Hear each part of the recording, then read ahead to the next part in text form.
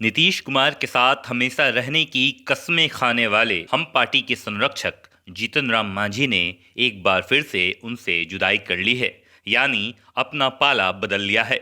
जब एक तरफ सीएम नीतीश कुमार देश भर में भाजपा विरोधी दलों को एक मंच पर लाने की मुहिम में जुटे हैं, वहीं उनके सबसे करीबी जीतन राम मांझी ने अपना पाला बदल लिया है। ऐसे वक्त में बिहार सरकार के कैबिनेट मंत्री से मांझी के बेटे का इस्तीफा देना इस बात का बड़ा संदेह दे रहा है कि नीतीश कुमार को बड़ा झटका लगा है। अगर मांझी के ट्रैक रिकॉर्ड को देखा जाए तो यह एक समान प्रक्रिया है। ऐसा इसलिए क्योंकि मांझी अपने 43 साल के सियासी कैरियर में 8 बार पाला बदल चुके हैं और अब 9वीं बार की तैयारी कर रहे हैं।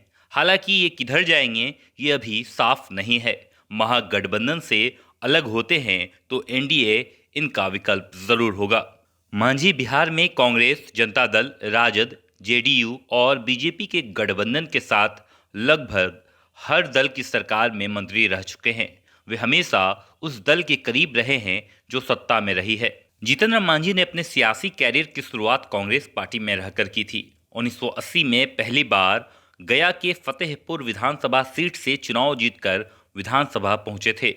पहली बार विधायक बनते ही 1983 में चंद्रशेखर सिंह की सरकार उन्हें राज्य मंत्री बनाया गया। 1985 में दोबारा विधानसभा चुनाव जीतने में कामयाब रहे।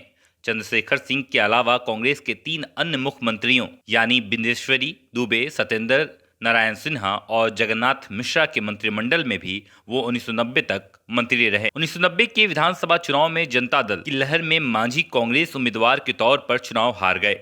चुनाव हारने के तुरंत बाद उन्होंने जनता दल ज्वाइन कर लिया। इसके बाद वे धीरे धीरे तत्कालीन सीएम यानी लालू प्रसाद यादव के करीब होते चले गए। 1996 में वो बाराचट्टी सीट से उपचुनाव में विधायक चुने गए। जब लालू यादव ने राजद का गठन किया तो मांझी राजद में शामिल हो गए।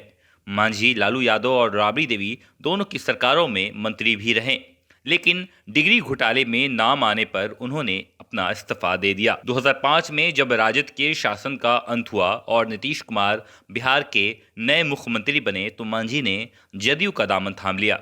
वो नीतीश कैबिनेट में भी मंत्री रहे। 2005 से लेकर 2014 तक मांझी की पहचान जदयू नेता के तौर पर थी। नीतीश से अनबन के बाद 2015 में उन्होंने अपनी पार्टी बना ली, नाम रखा हिंदुस्तानी अवाम मोर्चा। उसी साल मांझी ने बीजेपी के साथ मिलकर 2015 का विधानसभा चुनाव लड़ा। 2 में से 1 सीट पर वो खुद हार गए। उनकी पार्टी ने भी सिर्फ एक ही सीट जीती। 2019 के लोकसभा चुनाव से पहले मांझी एनडीए गठबंधन से अलग होकर राजद कांग्रेस के गठबंधन में शामिल हो गए। 2020 के विधानसभा चुनाव में मांझी नीतीश के साथ पहले एनडीए में थे, फिर बाद में नीतीश के साथ साथ महागठबंधन में चले गए। जीतन राम मांझी के कैरियर में उतार चढ़ाव कितना आया कितना नहीं, इस बात से कहीं ज्यादा खास बात यह है कि मांझी हर वक्त अपना पाला बदलते रहते हैं। इस बार अमूमन वो किस पाले में जाएंगे ये देखना लाजमी होगा।